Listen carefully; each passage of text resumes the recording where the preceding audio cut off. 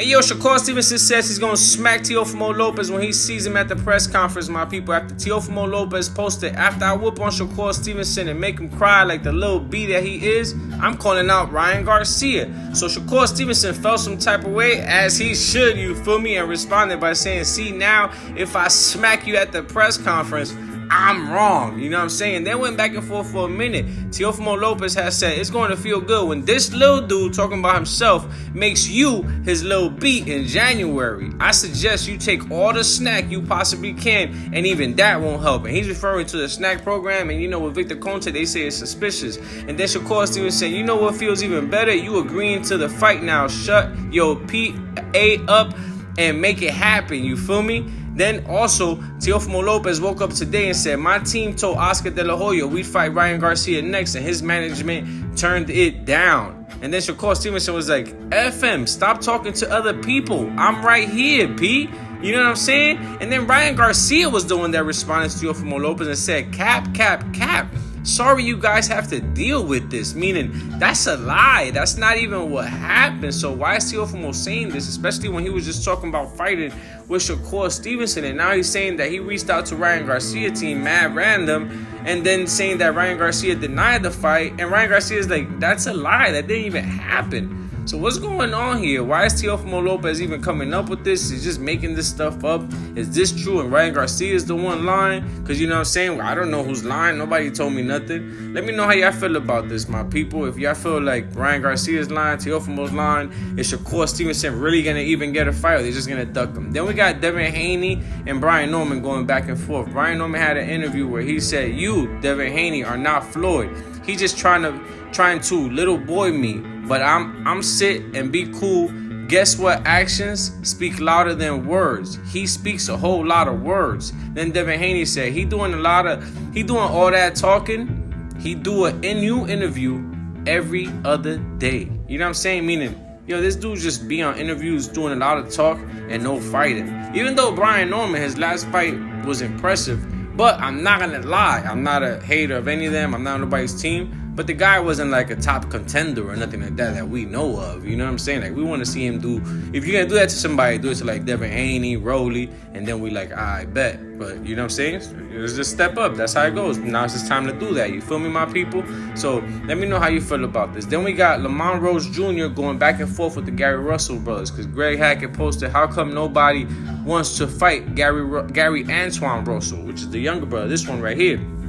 And then Lamont Roach posted that hand, like saying, like, me, I fight him. I'm raising my hand. I'm right here. You feel me, my people? And this is after Lamont Roach had been going back and forth with the older brother, the other Gary Russell. You feel me?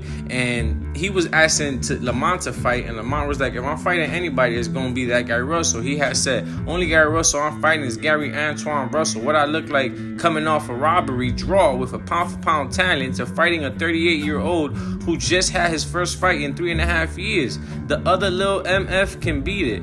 That's what people below you supposed to do. Call out the best. You know what's up. You know what I'm saying? That's the only reason he's calling out Lamont Roach. But that Lamont Roach really wants to fight the other brother, which the other brother has a belt. But he's at a higher weight class. I believe he's at like 140, 147. So Lamont Roach going all the way up there, I think is a little reach. You know what I'm saying? Because Lamont Roach is coming from like 126 or something like that. 126, 130. You know what I'm saying? To just jump up all the way like 2-3 weight divisions, you know what I'm saying, to face somebody like Gary Antoine Russell. Gary Antoine Russell ain't no joke.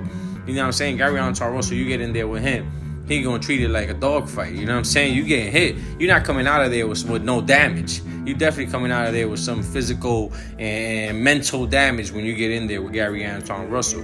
I mean, you get in there with any other Gary Russell brothers, you getting schooled, you feel me? But you get in there with that one, you getting dogged out. Then we got Edgar Berlanga plans set for the comeback. And it says December down here. It says the hashtag. You see it. And that's his manager, Keith Connolly. So when he says something, if he says something about Edgar Berlanga, it's happening, my people. He's the one that got it the whole career. And he posted this. I want to know how y'all feel about this. Do you feel like it's too soon for Edgar Berlanga to come back already in December? That's already, we in August. That's September, November, October, November, December. You feel me? That's 4 months, my people. Don't make fun of the months getting messed up, man. Come on. So you know what I'm saying? You think it's too soon for him to come back like that after a loss that he took?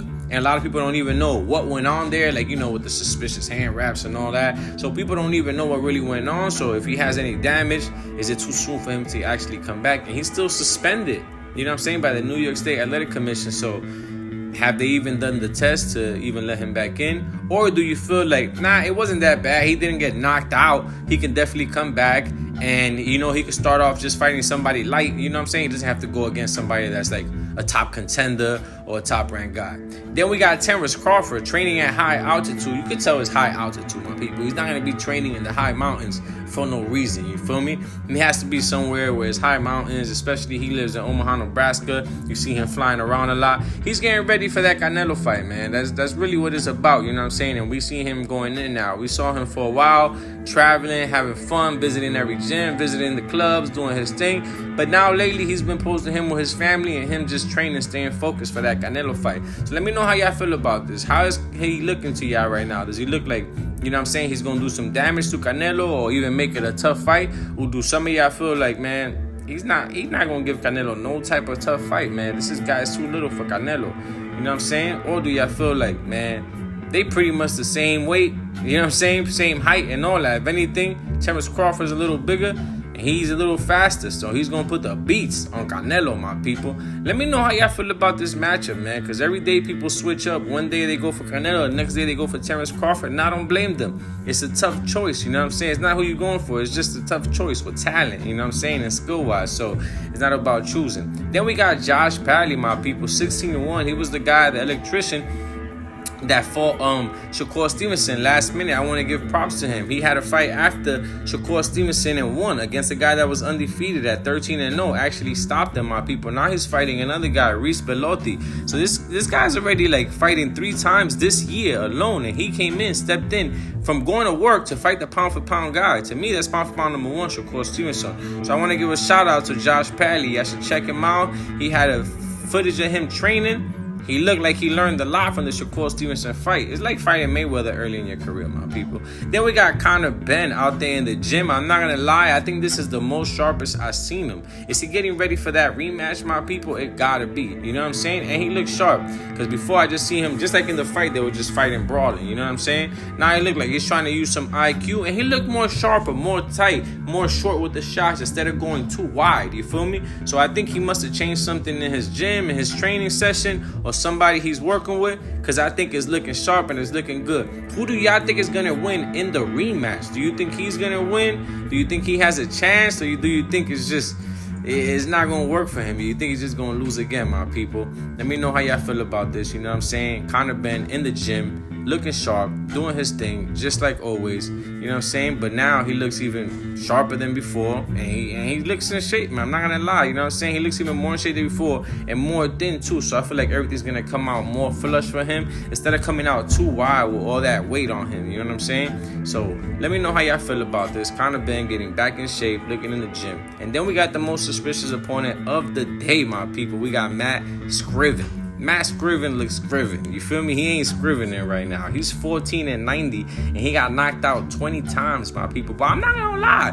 Matt's in shape. Matt look like he do a lot of yoga, a lot of Pilates. You feel me? He's in shape. You gotta give him props. He probably took boxing as like, yo, I want to get in shape. I want to do something. He from the United Kingdom. You know what I'm saying? We're gonna look at his record, see who he faced. We might see a name here that we know. Oh, look. Liam Smith. I think that's the name right there. Yeah, Liam Smith. He's 33-5. I think he had a title at one point. He fought my guy Mac. You feel me? Matt had a long streak of not losing, but he won right here. Some debut guy tried to face him, and he ended up upsetting him. You know what I'm saying? You can't sleep on the suspicious opponents. I mean, he lost 90 times, but you might be that one time he win. He beat Peter Dunne. Peter Dunne was 11-39.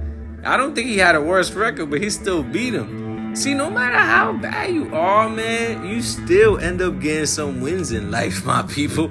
James Doherty, 10-0, he beat him. He be upsetting people, though. I'm not gonna lie, he upset some people. Look, David Matthews, the debut, upset him, my people. You know what I'm saying? He put some people to sleep, too. Lee Bird was 1-5, but still, he put him to sleep. I think he started off being undefeated. He was like 3-0. He thought he was going to be the next Mayweather at one point. You feel me? Ended up 14-90. Like, I thought I was gonna be 50 and no, ended up 14 and 90. Yo, my people, let me know how y'all feel about this. Y'all already know. Subscribe, like, all that